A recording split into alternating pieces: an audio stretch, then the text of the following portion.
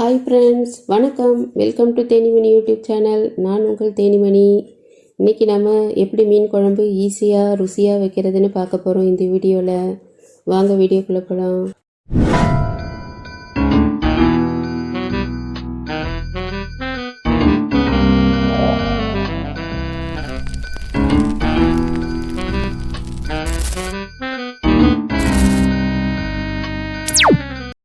ஒரு 4 பேர் சாப்பிட்றதுக்கான மீன் குழம்பு எப்படி வைக்கிறது, அதுக்கு என்னென்ன பொருள் தேவை அப்படின்றத நம்ம இப்போ பார்க்க போகிறோம். நான் 1/2 கிலோ மீன் எடுத்திருக்கேன். இப்போ நமக்கு தேவையான பொருள்கள் அப்படின்னு பார்த்தீங்கன்னா, மீடியம் சைஸ் பெரிய வெங்காயம் 2, நல்லா பழுத்த தக்காளி 4, 2 பச்சை மிளகாய், ஒரு 7லேருந்து 8 பல் பூண்டு உரித்து வச்சுக்கோங்க, கொஞ்சம் கருவேப்பிலை, கொஞ்சம் மல்லித்தழை. இது போக ஒரு எலுமிச்சம்பழம் சைஸுக்கு நம்ம புளியை ஊற வச்சு அந்த புளியை கரைச்சி அந்த புளி கரைசல் எடுத்து தனியாக வச்சுக்கோங்க.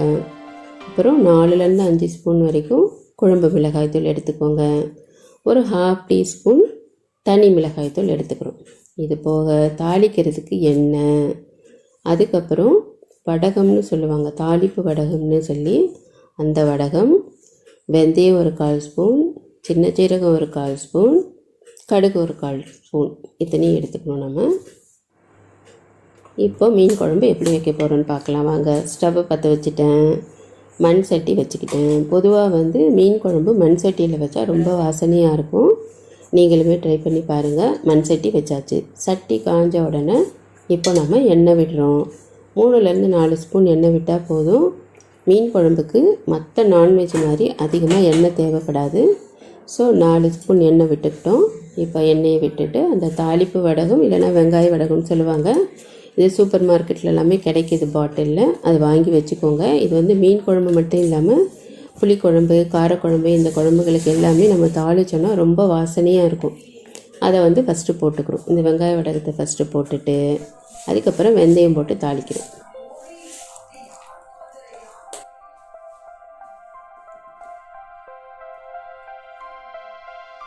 அப்புறம் சின்ன ஜீரகம் ஒரு 1/4 ஸ்பூனு, அப்புறம் கடுகு ஒரு 1/4 ஸ்பூன்.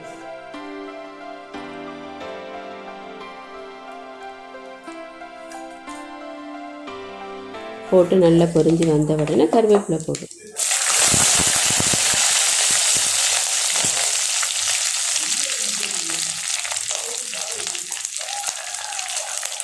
கருவேப்பிலை போட்டதுக்கப்புறம் வெங்காயத்தை நல்லா சின்ன சின்ன துண்டுகளாக கட் பண்ணி போட்டு வதக்கணும்.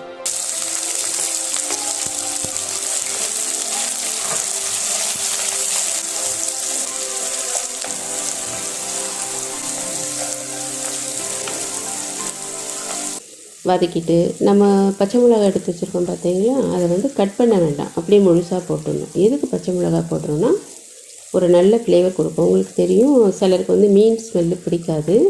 அந்த மாதிரி இருக்கிறவங்களுக்கு இந்த பச்சை மிளகாய் போடும்போது அந்த ஸ்மெல்லு மாறும். நமக்கு அந்த மீனோட ஸ்மெல்லை இந்த பச்சை மிளகாய் எடுத்துடும். அதுக்கப்புறம் பூண்டு எடுத்து வச்சுருக்கோம் பார்த்தீங்களா, அதை 1-2 தட்டி அதில் போடணும். போட்டு நல்லா வதக்கணும். வதக்கிட்டு அதுக்கப்புறம் தக்காளியை போட்டு வதக்கணும். தக்காளியுமே நல்லா சின்ன சின்ன துண்டுகளாக போட்டு நல்லா வதக்கணும்.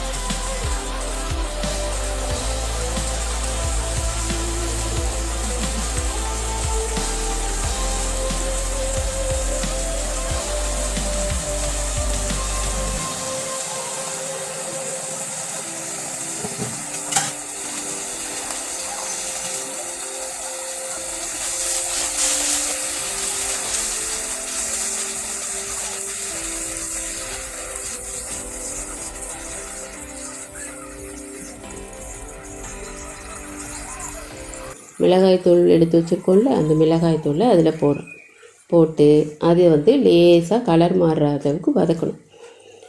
இது எதுக்கு அப்படின்னா, மீன் குழம்புல ஒரு மிளகாய்த்தூள் ஸ்மெல்லு வரும். அது வந்து இந்த மாதிரி நம்ம மிளகாய்த்தூளை வதக்கிட்டோன்னா அந்த மிளகாய்த்தூள் ஸ்மெல்லு வந்து பச்சை வாசனை வராது.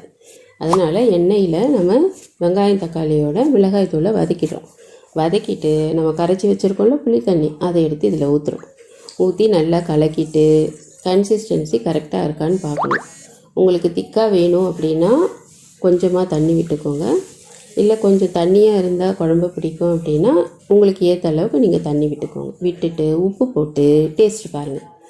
உங்களுக்கு காரம் தூக்கலாக வேணும்னா இந்த ஸ்டேஜில் 1/4 ஸ்பூன் மிளகாய்த்தூள் எடுத்து வச்சுருக்கோம் இல்லையா, தனி மிளகாய்த்தூள், அதை போட்டு கலக்கிட்டு இதை நல்லா கொதிக்க விடுங்க. மூடி போட்டு கொதிக்க விட்டு திறந்து பார்த்தா ஓரத்தில் எண்ணெய் திரண்டு வந்திருக்கும். ஓரத்தில் பாத்திரத்தோட ஓரத்தில் அந்த அளவுக்கு கொதிக்க விடணும்.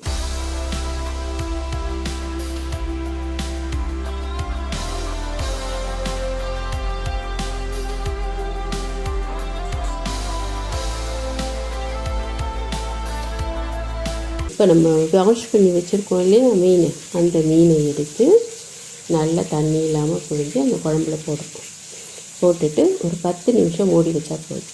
மீன் வந்து சீக்கிரம் வெந்துடும். அதனால் 8லேருந்து 10 நிமிஷம் வரைக்கும் மூடி போட்டு கொதிக்க வச்சா போதும். அது கொதிக்கும்போதே மீன் குழம்போடு சேர்ந்து கொதிக்கும்போதே நல்ல வாசனை வரும். மீன் குழம்பு வாசனை கமகமன்னு வரும். திறந்து பார்த்தீங்கன்னா எப்படி தலை கொதிக்குது பார்த்தீங்களா? இந்த கன்சிஸ்டன்சியில் மீன் குழம்பை நம்ம ஆஃப் பண்ணிவிட்டு அதை நம்ம சாதத்துக்கு சாப்பிட்லாம், இட்லிக்கு சாப்பிட்லாம், தோசைக்கு தொட்டு சாப்பிட்லாம். ரொம்ப டேஸ்ட்டாக இருக்கும். யாரெல்லாம் நல்ல உப்பு புளி காரம் எல்லாம் தூக்கலாக சாப்பிட்ணுன்னு நினைக்கிறீங்களோ அவங்களுக்கு இந்த மீன் குழம்பு ரெசிபி ரொம்ப பிடிக்கும்.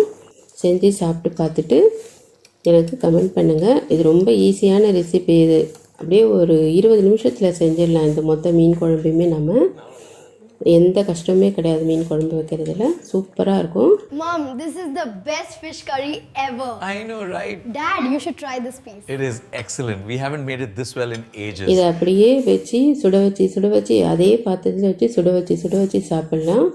முதல் நாளை விட மறுநாள் தான் மீன் குழம்பு ரொம்ப டேஸ்ட்டாக இருக்கும்னு சொல்லுவாங்க. எனக்கு ரொம்ப பிடிக்கும். உங்களுக்கு எப்படி இருந்துச்சுன்னு சொல்லிவிட்டு எனக்கு கமெண்ட் பண்ணுங்கள், லைக் பண்ணுங்கள், ஷேர் பண்ணுங்கள், என்னோடய சேனலை சப்ஸ்கிரைப் பண்ணுங்கள். Thank you.